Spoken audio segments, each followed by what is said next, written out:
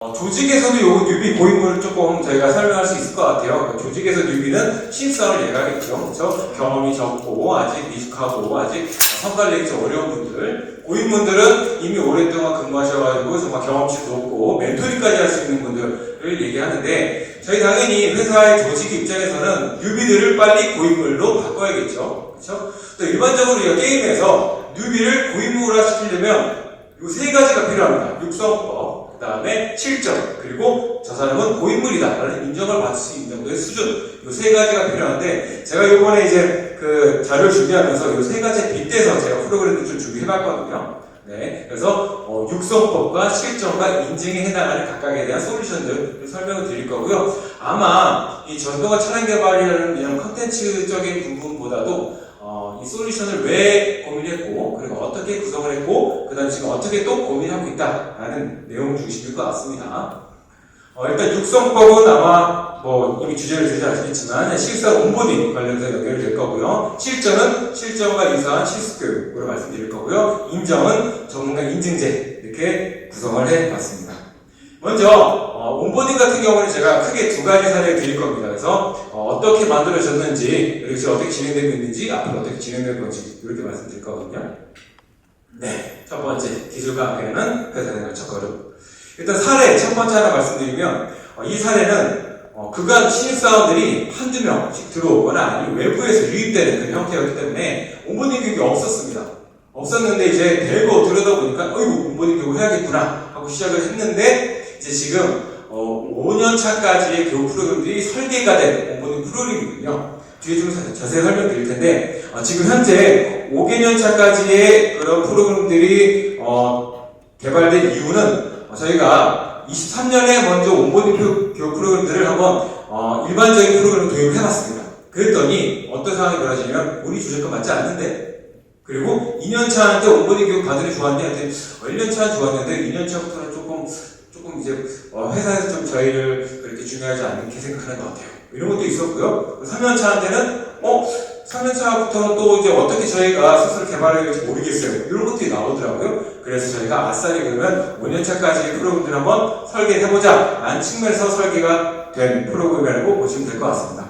사실은 처음에 배경의 필요성 관련해가지고 한번 내부의 의견들을 들어본 거죠. 들어봤더니 저연차분들에 비해서 얘기 들어봤더니 노하우를 매뉴얼 가이드로 확인하고 싶어요. 그 다음에 의미 있는 업무를 하고 싶어요. 그리고 통장의 동기부여도 갖고 싶어요. 이런 것도 있었고요. 조직자 부분 같은 경우는 중간연차의 매너리즘 탈피를 필요합니다. 이런 것들을 얘기하셨죠. 이런 것들을 종합적으로 저희가 또 고민했고, 또한 외부에 있는 좀 전문가들의 약간 이론도 있지 않습니까? 조직사회론이라든지 사회적 학습 이론, 이런 것들을 좀 종합을 해가지고 저희가 1개년차부터 5개년차까지의 성장 경로를 이렇게 그려봤는데요. 조금 더 자세히 보여드리면요. 이렇게 구성을 했습니다. 네, 그래서 1년차부터 5년차부터 구성을 했고요. 근데 여기 지금 3년차부터 5년차까지는 진행 예정이라고 저 블라인드가 되어 있죠? 요거는 현재 설계만 해놓고 올해 아직 진행하지 않기 때문에 저희가 아직 공개를 해드릴 수가 없어서 블라인드를 했습니다. 만약에 궁금하시면 따로 저희가 연락을 주시면 됩니다. 일단 조금 더 자세히 설명드리면요. 1년차 같은 경우에 처음에 저희가 23년도에 진행할 때는 신입 입문교육 2주짜리만 진행을 했습니다. 그러다 보니까 허락 입문교육 받고 조직 돌아갔더니 그때도 교육이 없네요. 그래서 어떤 조직에서는, 그러니까 어떤 부서에서는 거기 OJT 프로그램이 잘 되어 있어서 교육을 잘 받고 있는 사람도 있었고, 어디 가서는 그냥 방치가 되고 그냥 하는 대로 배우고 있습니다. 이렇게 되길래 그 다음 연도에는 저희가 SOJT하고 멘토링 프로그램들을 새로 만들어 넣었거든요. 근데 SOJT 같은 경우도 단순히 그냥 여러분들 조직에서 뭘 가르치고 있는지 한번 잘 짜서 해보세요가 아니라 저희가 직접 선배님들 불러서 워크숍을 해서 어떤 것들이 필요한지 프로그램을 짠 다음에 그 프로그램대로 OJT 해주세요 하고, 이것뿐만 아니라 약간 좀 멘탈적인 부분이라든지 아니 조직 문화적인 부분까지 같이 녹여서 멘토링과 같이 함께 해주세요 라고 해서, 그리고 다음 연차에는 SOJT와 멘토링이 들어갔고요. 실제로 이거를 진행하고 나서 그 다음 연도에 어떠냐라고 물어봤더니 훨씬 조직 적응이 빨랐고 업무를 배우는 것도 빨랐고 내가 인정받는 시기도 빨라졌다라는 피드백을 주시더라고요. 그리고 그 다음 연도에 아까 말씀드린 대로 현을 돌아간 다음에 2년차부터는 또 교육 프로그램들이 없으니까 좀 허전하고 동기들하고 만나는 것도 허전해요 라고 하시길래 2년차 프로그램도 한번 넣어봤거든요. 그래서 실제로 2년차부터 모아놓고 동기 네트워킹하고 그 다음에 약간 미래 전략 관련된 부분들 했더니 새롭게 다시 리프레시할 수 있고 동기들하고 즐거운 시간을 보낼 수 있었다 까지가 이게 작년이었거든요. 근데 여기서 다시 이렇게 3년차, 4년차, 5년차까지 하게 될 줄 몰랐습니다. 이게 유튜브를 하다 보니까 2년차가 되게 좋았나 봐요. 그래서 3년차, 5년차도 만들어주세요 라고 했던 게 사실 조직의 방향에서 좀 맞아 떨어진 것 같아요. 그래서 자 그러면 3년차부터는 이제 성장으로 하자 더욱더. 그래서 약간 이제 조직에서 좀 어떤 프로그램들로 줬던 것들을 정말 머리 하는 것보다도 개인적 성장을 좀 할 수 있도록 하자 해가지고 이제 약간 IDP 이런 것들도 조금 저희가 깊게 기획을 하고 그 다음 조직장들이 하나하나 피드백할 수 있는 그런 프로그램들도 만들고 임원과의 대화도 해보고 그 다음에 5년차가 됐을 때는 실제로 내가 그가 배워왔던 것들과 내가 업무해왔던 것들을 기반으로 5년차부터는 그 이상을 넘어보는 한번 계획을 수립해보자. 장기적인 비전까지 세워서 이렇게 진행을 하려고 하고 있고요. 실제로 지금 올해는 2년차 완료를 했고 3년차는 아마 올해 가이드가 나갈 거고요. 4년차, 5년차는 내년부터 또 진행이 될 건데 지금 저희가 온보딩 교육이 있을 때와 없을 때 그리고 점점 연차를 늘려가면서 프로그램을 만들 때를 비교해보면 확실히 있을 때가 훨씬 더 반응이 좋다라는 얘기가 있습니다. 근데 저희가 여기서 중요하게 생각을 한 거는 항상 교육은 항상 변화가 돼야 되잖아요. 그렇기 때문에 이 신입 인문교육 같은 경우도 그냥 똑같은 프로그램을 돌리는 게 아니라 항상 그때 당시에 필요한 어떤 기본적인 기술 교육, 그 다음에 어떤 소통 교육도 단순히 일반 소통 교육이 아니라 어떤 소통이 더 어려웠어요? 그러면 이제 세대 간 소통이라든지 아니면 직군 간 소통이 어려웠어요? 거기 맞춰가지고 소통 교육도 저희가 좀 리모델링하고 그 다음에 이제 자동차 교육 같은 경우도 실제로 하고 있는 자동차에 대한 그런 부품들이 뭡니까? 저희는 사실 진단을 주로 하고 있어요. 그럼 진단 교육을 넣고 저희는 카티아를 주로 하고 있어요. 그럼 카티아 교육을 넣고 그런 부분들은 계속 저희가 반복적으로 분석해가면서 진행하고 있다라고 보시면 됩니다. 일단 저게 사실 저희가 NGB가 이전까지는 물론 소프트웨어 인텐시브가 진행되긴 했지만 이런 본격적인 일반적인 온보딩 교육을 진행한 적이 없었거든요. 근데 저희가 이렇게 3개월 동안 진행하고 오면서 온보딩 프로그램들이 정말 중요하고 그 다음에 맨날 똑같은 게 하는 게 아니라 계속 이 조직의 방향과 그리고 들어온 사람들의 여기 맞춰가지고 항상 바뀌어야겠구나를 생각하면서 할 수 있는 부분이다라고 보시면 됩니다. 자, 다음 사례는요. 이건 조금 다른 사례인데 어떤 부품에 관련된 신입사원들이 대거 입사하게 됐거든요. 근데 이게 처음에 온보딩은 일반적인 그런 교육들과 똑같이 받게 되다가 한 2년차가 되니까 이 부품에 대해서 되게 좀 어느 정도 알고 있어야 되는데 실제 잘 모르더라고요. 그래서 이제 부랴부랴 저희가 같이 프로그램들을 만든 건데 한 80명 정도가 대거 입사를 했어요. 땡땡 부품에 해당하는 부분들이 갑자기 주목도가 높아져가지고 근데 보니까 땡땡 부품에 대해서 약간 지식도 많이 없고 그 다음에 업무적으로 아직 배운 것도 많이 없어서 좀 조직에서 좀 고민이 생겼던 부분이어가지고 저희가 개발을 했는데 근데 업무에 빨리 적응하려면 공학적 지식, 업무적인 부분 이런 것도 다 융합시켜야 되기 때문에 결국 어떻게 할까 고민하다가 사회 전문가, 사내 전문가 다 모시고 나서 업무적으로 어떤 지식이 필요한지와 실제로 업무를 어떻게 하고 계신지 이런 것들을 워크숍을 통해서 뽑아냈습니다. 뽑아낸 다음에 설계를 했고 뽑아낸 자료들을 다시 교육자를 만들었고 그거를 사내 전문가, 사회 전문가 다시 교차 검증을 통해서 중복되지 않게 왜냐하면 이게 사실 워크숍을 하지 않고 따로따로 하게 되면 중복이 일어날 수가 있거든요. 그렇기 때문에 딱 이론적인 부분들은 교수님이 딱 맡으시고 실제로 업무적인 부분들은 사내 전문가들이 맡으시고 그렇게 해가지고 저희가 구성을 해서 진행하고 있는데 여기서 또 변수가 하나 생기더라고요. 역시 AI 요즘에 침투력이 굉장히 좋습니다.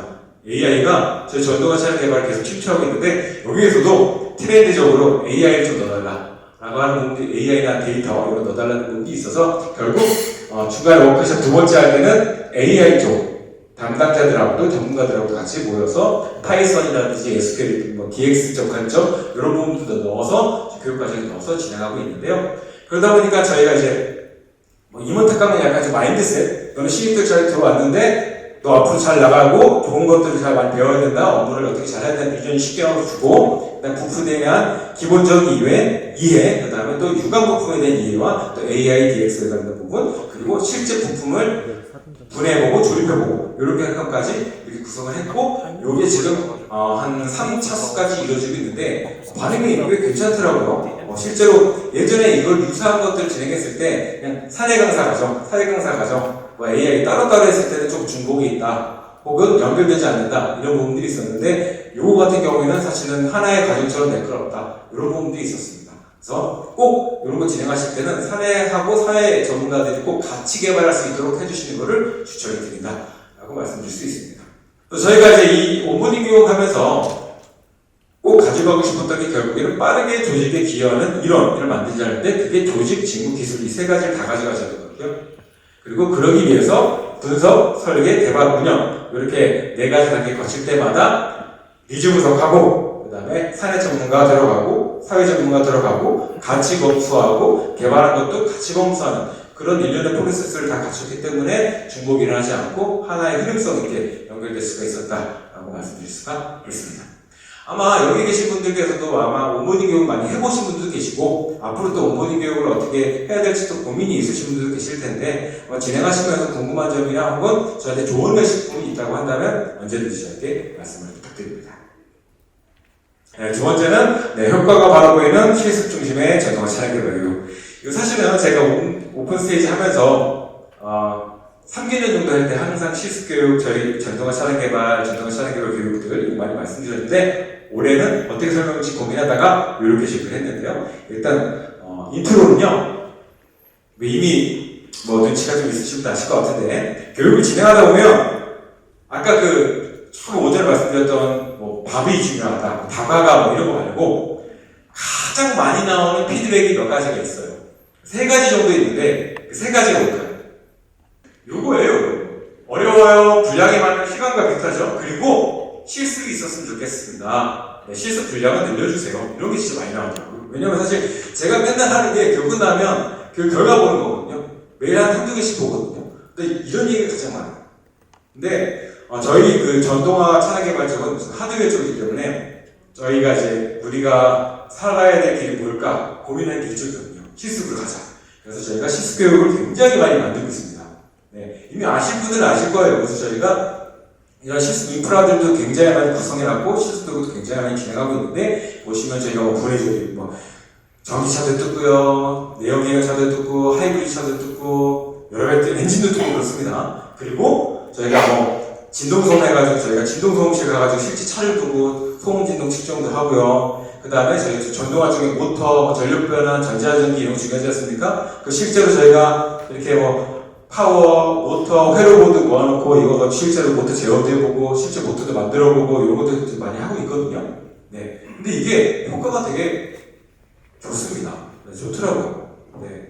그러다 보니까 이 학생들이 되게 열심히 또 참석을 해요. 그래서 실제로 여기 보시면은 모터 제어하고 있고요. 전기차 뜯고 있고 그 다음에 전기차 진단도 해보고 있고요. 네, 여러 가지 지금 하고 있는데 학습자들이 실제로 몸으로 이런 것들을 체득하면서 내가 이게 어떤 원리로 돌아가는지 혹은 어떤 구조를 가져가고 있는지 이런 것들을 바로 알 수가 있기 때문에 되게 실제로 효과가 좋은데 이거를 단순히 그냥 좋습니다라고 말씀드리긴 조금 그러니까 제가 한번 데이터를 봤더니 이렇게 나왔습니다.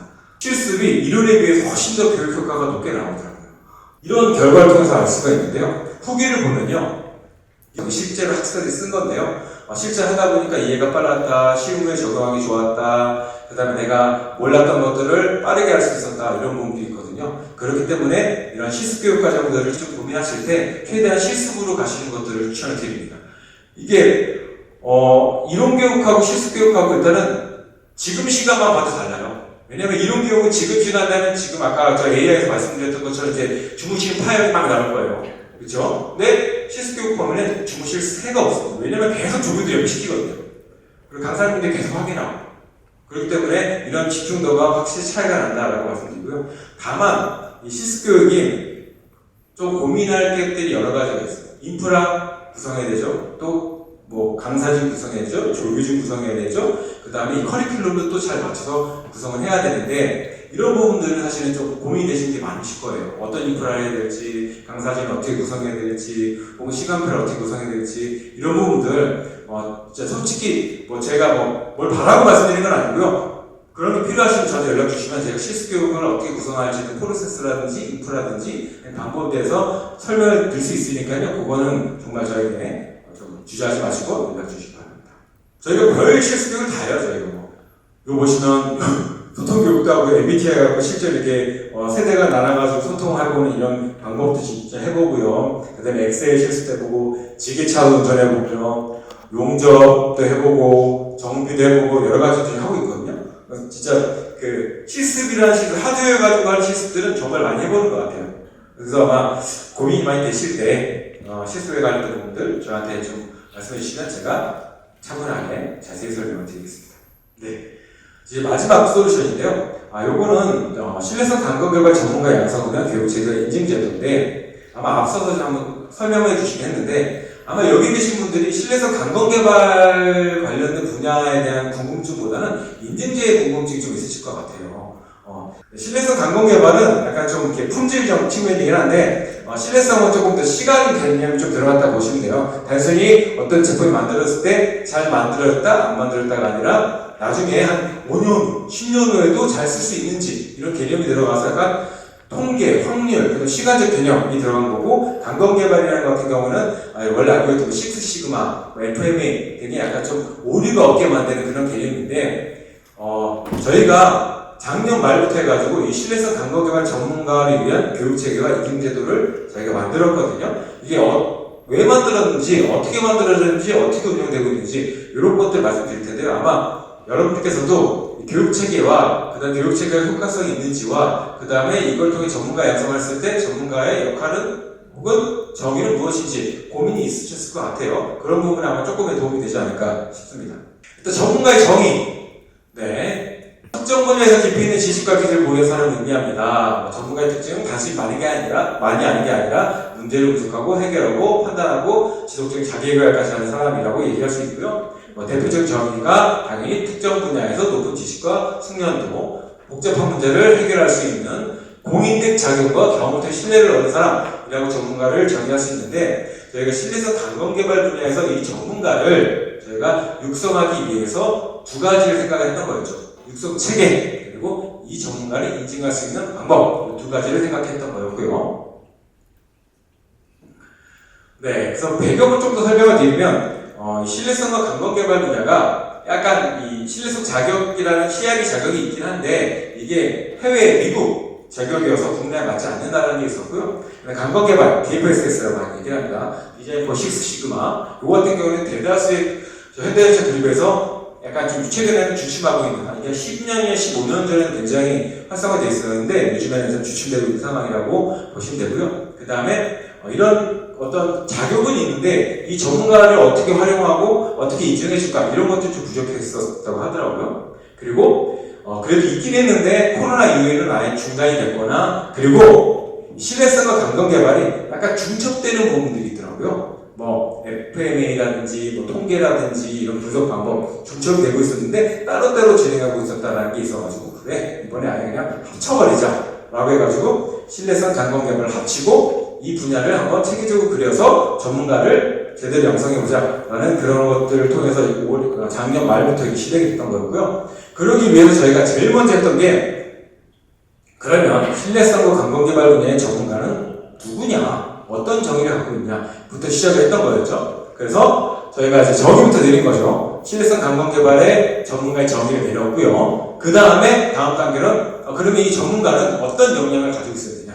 그래서 필요 역량들을 뽑아냈습니다.